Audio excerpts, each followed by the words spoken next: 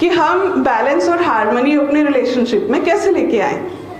सो अभी मैं आपको बताती हूँ फेमिनिन क्वालिटीज़ क्या होती हैं एंड मैस्कुलिन क्वालिटीज़ क्या होती हैं, क्योंकि अगर आपको पता है तो बीइंग अ वुमन आप उन क्वालिटीज़ को एम्बॉडी कर सकते हैं, राइट।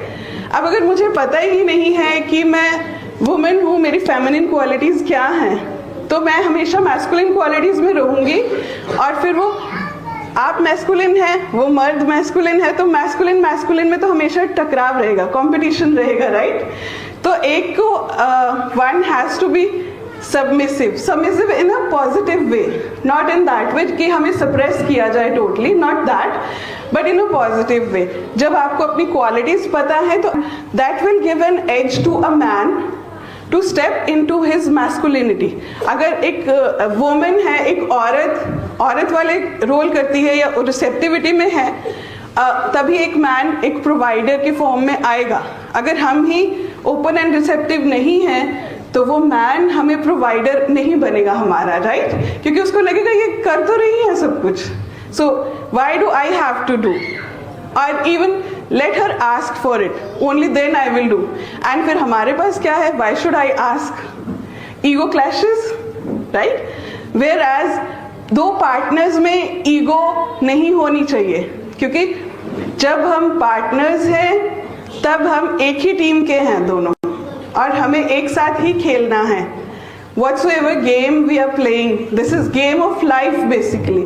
तो जब हम पार्टनर्स हैं तो हम एक ही टीम में हैं, और हम एक दूसरे के अगेंस्ट नहीं खेलते हैं, हम एक दूसरे के साथ खेलते हैं, तभी हम जीतते हैं एज अ टीम, राइट। लेकिन जब टीम में ही प्लेयर्स जो हैं वो एक दूसरे के साथ लड़ने लग जाएंगे तो जीतेगा कौन, राइट, ऑब्वियसली somebody else। और इस केस में तो दोनों हारेंगे, it's a lose lose situation. जब हम पार्टनर्स ही आपस में लड़ रहे हैं, इट्स अ लूज लूज, कभी उसमें से ये जीतेगा तब भी हार है, ये जीतेगा तब भी हार है, बिकॉज ईगो क्लैशेस, राइट। तो अभी मैं आपको बताती हूँ कि फेमिनिन और मैस्कुलिन क्वालिटीज क्या होती हैं। तो सबसे पहले ये जानते हैं कि आप सबने शिव शक्ति का स्वरूप देखा है, right, half man half woman, आधे शिव जी आधे पार्वती, आपने वो रूप देखा है, राइट। तो अब सृष्टि ने जो हमें रचा है, चाहे आप एक मर्द के शरीर में हैं, चाहे आप एक औरत के शरीर में हैं, हमारी आधी ऊर्जा जो है, like we are made up of energy, right. तो जो हमारा आधा पोर्शन है वो फेमिनिन एनर्जी डोमिनेंट है, और जो आधा है वो मैस्कुलिन एनर्जी डोमिनेंट है। तो मोस्टली हमारा जो लेफ्ट पार्ट है बॉडी का, ये फेमिनिन एनर्जी डोमिनेंट है, जिसे हम शक्ति बोलते हैं, राइट। एंड ये जो राइट पार्ट है हमारा पूरा, ये है मैस्कुलिन डोमिनेंट एनर्जी, जिसे हम शिव बोलते हैं। तो अब चाहे हम मर्द की बॉडी में है चाहे औरत की बॉडी में है, हमें दोनों ही एनर्जीज हैं, mail energy and female energy. लेकिन जब हम फीमेल बॉडी में हैं तब हमारी फेमिनिन एनर्जी डोमिनेंट है, वो हमारे पे ज़्यादा है। तो हमारी जो क्वालिटीज़ हैं, हमारा जो नेचर है वो वुमेन वाला रहेगा, राइट। और जो आउटर में जो मर्द के शरीर में है, उनकी जो एनर्जी है वो मैस्कुलिन एनर्जी डोमिनेंट रहेगी, और वो मैस्कुलिन वाले काम करेंगे, राइट। जैसे कि फेमिनिन जो है वो रिसेप्टिव है, वो सॉफ्ट नेचर की है, ठीक है, और वो इंट्यूशन है, राइट, क्योंकि man don't have intuition, women have intuition, right, बहुत स्ट्रॉन्ग इंट्यूशन होती है। तो अगर हम एंशिएंट कल्चर्स में, वॉर्स में भी देखते हैं तो देयर आर ऑलवेज वुमेन जो कि अपनी इंट्यूशन पावर से पूरी की पूरी फौज को लीड करती थी, गाइड करती थी, राइट। जब हमने देखा, जब राजा युद्ध के लिए भी जाते थे तो उनकी रानी ही उनको गाइड करती थी इंट्यूशन से। तो हमें सृष्टि ने ऐसा डिजाइन किया है कि औरत वो करेगी जो मर्द को नहीं आता, और मर्द वो करेगा जो औरत को नहीं आता, राइट। तो मर्द जो है वो प्रोवाइडर है, वो हैं, इसीलिए वो फिजिकली हमसे स्ट्रांग हैं, और हम फिजिकली नहीं लेकिन इमोशनली हम स्ट्रांग हैं, राइट। और क्योंकि हम इमोशनली स्ट्रांग हैं, हम अपनी इंट्यूशन के साथ ज़्यादा कनेक्टेड हैं, इसलिए हम इंट्यूटिव हैं। और मर्द इमोशन के साथ कनेक्टेड नहीं है, वो मेंटली स्ट्रांग है, वो फिजिकली स्ट्रांग है, इसलिए उनका इंट्यूशन पावर इतना नहीं है, इसलिए वो इमोशंस को नहीं समझते हैं, राइट? क्योंकि अब हमारी सोसाइटी ने फेमिनिन एलिमेंट को निकाल दिया, मैस्कुलिन एलिमेंट को इतना डोमिनेट कर दिया कि अभी वुमेन में भी मैस्कुलिनिटी है, राइट? तो इसलिए मेन अपनी इंट्यूशन से जुड़े नहीं हैं, राइट? वो इसलिए इमोशंस को फील नहीं करते, और जब औरत बात करती है वो इमोशन से करती है, और वो मर्द को एक्सपेक्ट करती है कि ये इमोशनल वे में ही इसे समझे, राइट? लेकिन वो सामने से नहीं, उनको लॉजिक चाहिए। अब औरत को उस वक्त लॉजिक नहीं आता, जब हमें इमोशंस आते हैं हमें लॉजिक नहीं आता, हम उन्हें 1 2 3 4 5 6 नहीं समझा सकते, बिकॉज हम वो महसूस कर रहे हैं और हम चाहते कि वो भी उसे महसूस करे और इस चीज को समझे, right?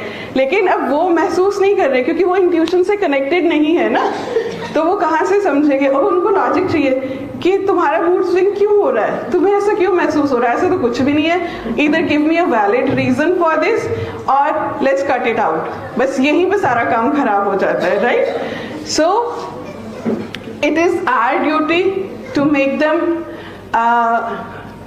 Feel what we feel, right? तो उसके लिए क्या है, we have to be open and receptive।